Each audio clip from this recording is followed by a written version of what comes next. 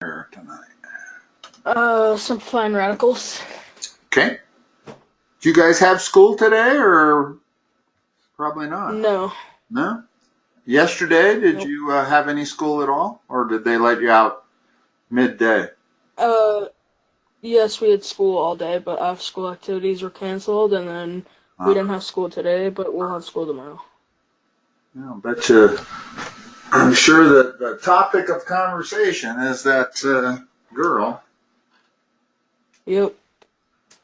All right, simplifying radicals. Give me some. Yep. The first one I have is radical 24. Radical 24? Yeah. What are we going to try to do? How do you simplify it? There's a process. So don't you do like, you write out the perfect squares. You're factoring 24, and one of your factors has to be a perfect square number. So what two factors are we talking about?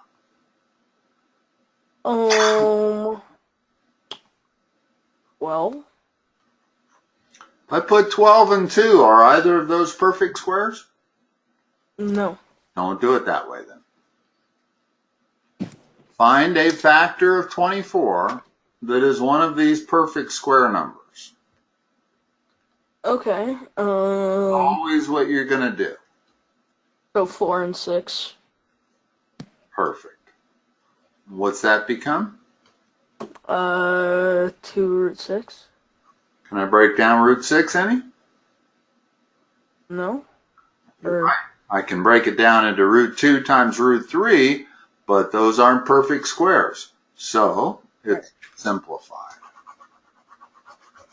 Okay, what else? Here, no, that one's easy.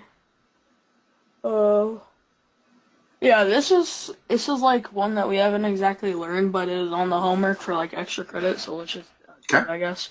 So it's radical 112x to the 11th power. All right. Let's first of all work with the number 112. Okay. So let's just kind of treat that differently for a moment. Can you factor that with one of these numbers over here on the right? Let's see. Well, you can do 2 and that's you're always better off if you can find the biggest factor. Okay, so in other words, I can see that that is divisible by 4. Right. First of all, to determine whether a number is divisible by 4, look at its last 2 digits. If those are divisible by 4, the whole number is divisible by 4. 12 is divisible by 4. So we could definitely do it that way. But is that the most effective way to do it? Is there any other number on this list over here that divides evenly into that? It would be 16 and 7.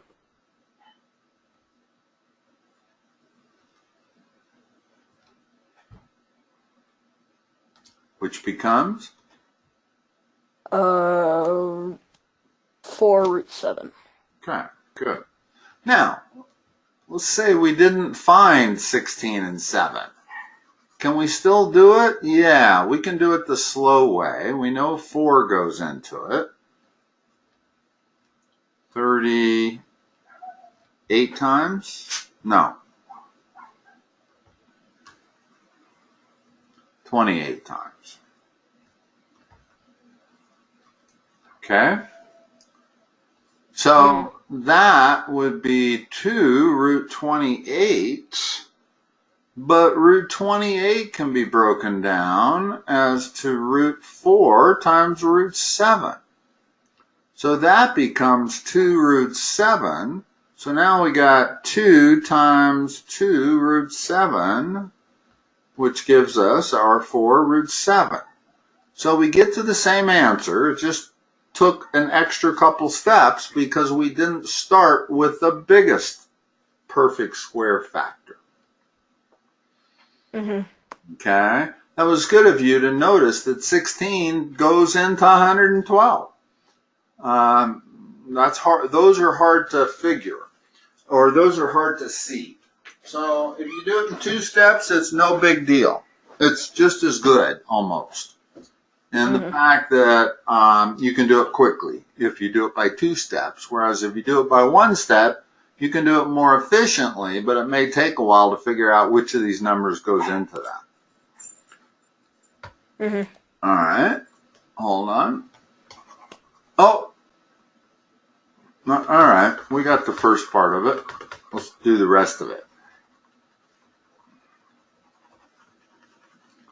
So the problem was square root of 112x to the 11th. Yep. Let's talk about the x to the 11th. First of all, what is the square root of that? X, or wait, yeah, X. What is the square root of this?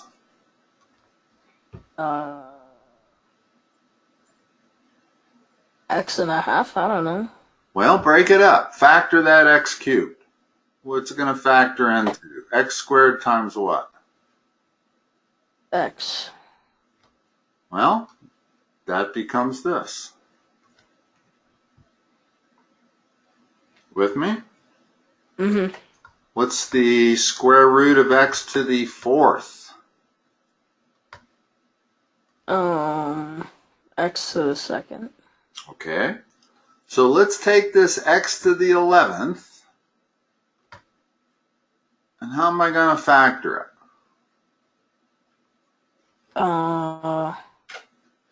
One of them has to be a perfect square. So x to the 4th and... Not 4th, 10th. X to the 10th is a perfect square. What does it become? What's the square root of x to the 10th? X to the 5th.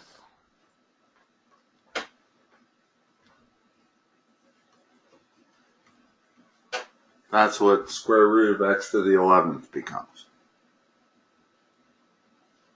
So, put it all together, and you have, the other one was 4 root 7, and I'm multiplying that by x to the 5th root x.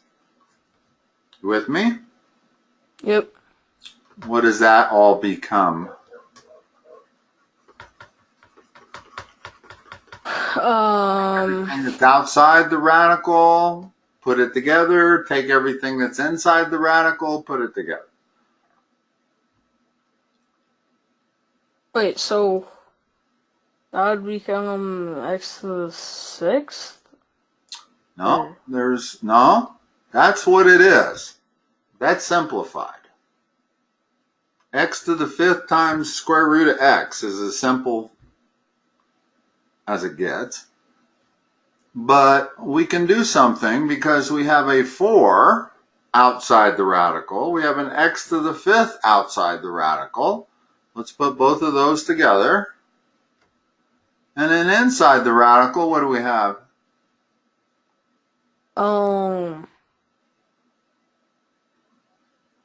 X to... No. In other words, square root of a times square root of b equals the square root of ab. So you've got two different things in one radical. Multiply them together. What is it?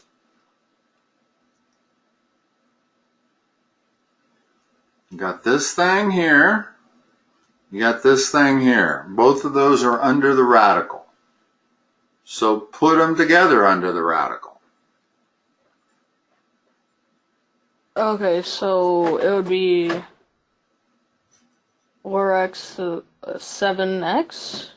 Yes, just like that.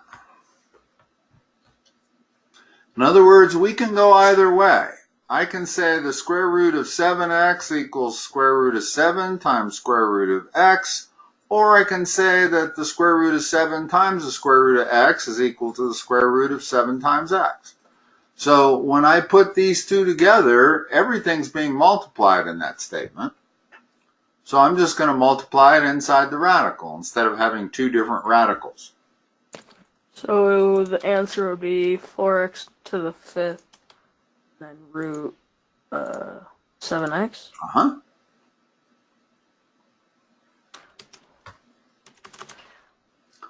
Ooh, what did I do?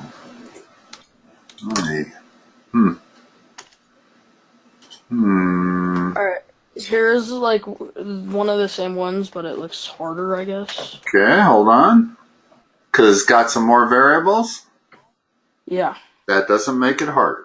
It just means instead of what we just did was we worked with the number first, and then we worked with the x variable.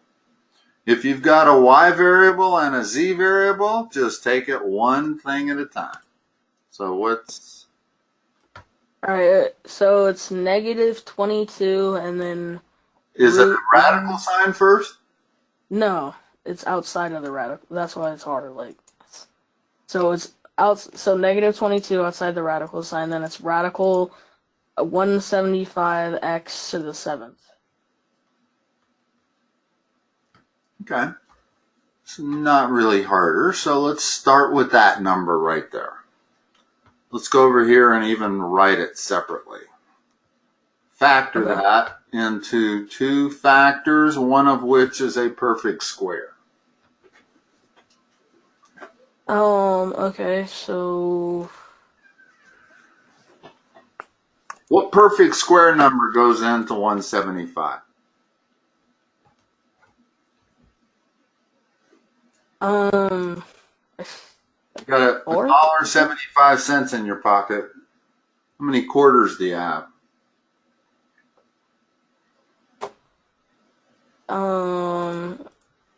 So if you have $1.75, you have... You have 7 quarters. 7 quarters, okay. So 25 goes into that. In other words, all numbers that end in 25, 50, or 75, or 100 are divisible by 25.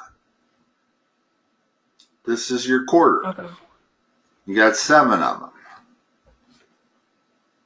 What's that become total? What's that? That would be 5 root 7. Okay. Now, separately, let's deal with the next variable, x to the 7th. Split that up. When you split this up, you basically are looking for the highest even number, right? Okay.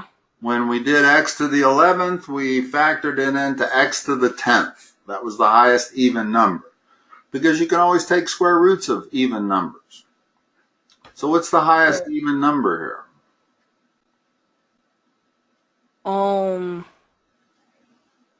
6. What's goes in the other radical? Just an x. What's that total? What do you mean total? Simplify it further. What's the square root of x to the 6th? X to the 3rd? Always. Notice that x to the 3rd times x to the 3rd is x to the 6th. Right. So, now let's take that result and put it all together. So, what's the number part? Okay, that would be... There's the number. Right. What's the rest of it? X to the 7th. No, this. Or x to the 3rd and then the radical x. Now put it all together.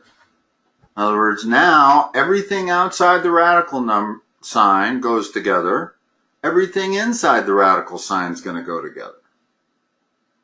So okay, so it'd be go ahead. 5x cubed, and then... Hold on, what happened to this minus 22? You got a number, you can multiply that by 5.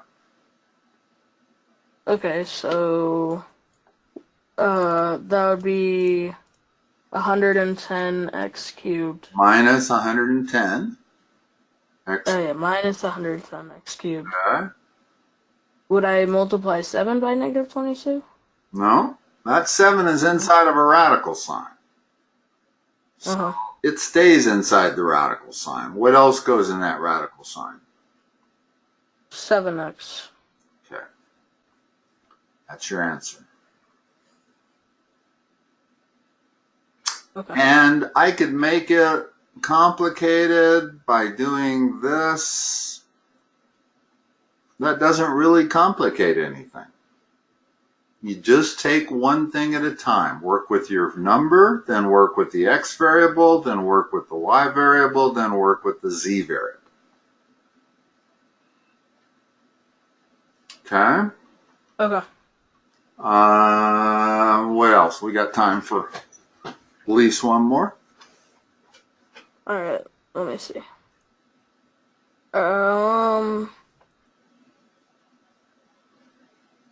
Okay, so radical sign 9 over 25. Okay. I have radical a over b. What's that equal to? Radical a divided by radical b. Okay, that's the fundamental thing you're going to be using here.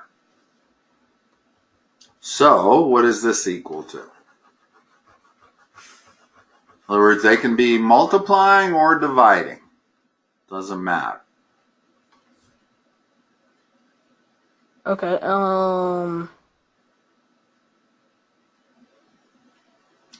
By not mattering, I mean you can split it up. Even if division is going on. So what's radical 9 over 25 going to be? That's what you have to do. Okay, so so would it be like, for example, radical 3, radical 5? No, you're close. First, you left out the intervening step. It's radical 9 over radical 25, right? That's what I wrote. Square root of a over b is the square root of a over square root of b. Now simplify it. What's the square root of 9? Radical 3. Not radical 3. Just 3, sorry. What's square root of 25? 5. Simple. Okay. Simple as that. Okay? So the only thing you really have to remember is that multiplication, you split it up. Division, you split it up. Right. Let me see if I can find another one. But I give you one. Okay.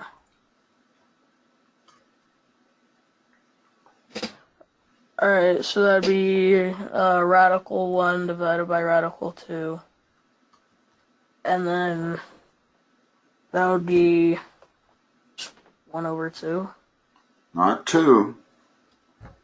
1 over... What? 1 over radical 2, sorry. Okay. And now what's wrong with that answer?